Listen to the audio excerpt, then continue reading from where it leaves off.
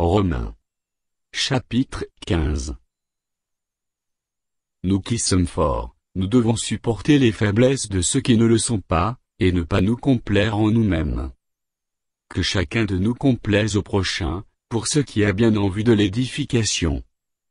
Car Christ ne s'est point complu en lui-même, mais, selon qu'il est écrit, les outrages de ceux qui t'insultent sont tombés sur moi. Or, tout ce qui a été écrit d'avance l'a été pour notre instruction, afin que, par la patience, et par la consolation, que donnent les Écritures, nous possédions l'espérance. Que le Dieu de la persévérance, et de la consolation vous donne d'avoir les mêmes sentiments les uns envers les autres selon Jésus-Christ, afin que tous ensemble, d'une seule bouche, vous glorifiez le Dieu, et Père de notre Seigneur Jésus-Christ.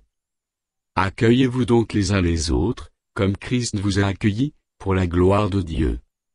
Je dis, en effet, que Christ a été serviteur des circoncis, pour prouver la véracité de Dieu, en confirmant les promesses faites au Père, tandis que les païens glorifient Dieu à cause de sa miséricorde, selon qu'il est écrit, « C'est pourquoi je te louerai parmi les nations, et je chanterai à la gloire de ton nom. » Il est dit encore, « Nations, réjouissez-vous avec son peuple. » Et encore, « Louez le Seigneur, vous toutes les nations, célébrez-le, vous tous les peuples. » Ésaïe dit aussi, « Il sortira d'Isaïe un rejeton, qui se lèvera pour régner sur les nations espéreront en lui. » Que le Dieu de l'espérance vous remplisse de toute joie, et de toute paix dans la foi, pour que vous abondiez en espérance, par la puissance du Saint-Esprit.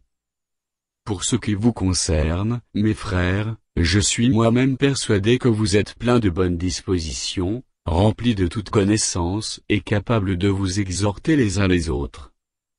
Cependant, à certains égards, je vous ai écrit avec une sorte de hardiesse, comme pour réveiller vos souvenirs, à cause de la grâce que Dieu m'a faite d'être ministre de Jésus-Christ parmi les païens, m'acquittant du divin service de l'évangile de Dieu, afin que les païens lui soient une offrande agréable, étant sanctifiés par l'Esprit Saint. J'ai donc sujet de me glorifier en Jésus-Christ, pour ce qui regarde les choses de Dieu. Car je n'oserais mentionner aucune chose, que Christ n'ait pas faite par moi pour amener les païens à l'obéissance, par la parole et par les actes, par la puissance des miracles et des prodiges, par la puissance de l'Esprit de Dieu, en sorte que, depuis Jérusalem, et les pays voisins jusqu'en Illyrie, j'ai abondamment répandu l'évangile de Christ. Et je me suis fait honneur d'annoncer l'évangile là où Christ n'avait point été nommé, afin de ne pas bâtir sur le fondement d'autrui, selon qu'il est écrit, ceux à qui il n'avait point été annoncé verront, et ceux qui n'en avaient point entendu parler comprendront. C'est ce qui m'a souvent empêché d'aller vers vous. Mais maintenant, n'ayant plus rien qui me retienne dans ces contrées, et ayant depuis plusieurs années le désir d'aller vers vous, j'espère vous voir en passant, quand je me rendrai en Espagne, et être accompagné par vous, après que j'aurai satisfait, en partie mon désir de me trouver chez vous. Présentement je vais à Jérusalem, pour le service des saints. Car la Macédoine et l'Achaïe ont bien voulu s'imposer une contribution, en faveur des pauvres parmi les saints de Jérusalem.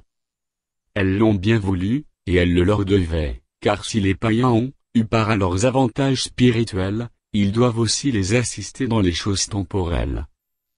Dès que j'aurai terminé cette affaire, et que je leur aurai remis ces dons, je partirai pour l'Espagne et passerai chez vous.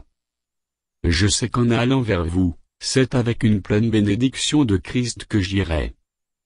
Je vous exhorte, frères, par notre Seigneur Jésus-Christ, et par l'amour de l'Esprit, à combattre avec moi, en adressant à Dieu des prières en ma faveur, afin que je sois délivré des incrédules de la Judée, et que les dons que je porte à Jérusalem, soient agréés des saints, en sorte que j'arrive chez vous avec joie, et si c'est la volonté de Dieu, et que je jouisse au milieu de vous de quelque repos. Que le Dieu de paix soit avec vous tous. Amen.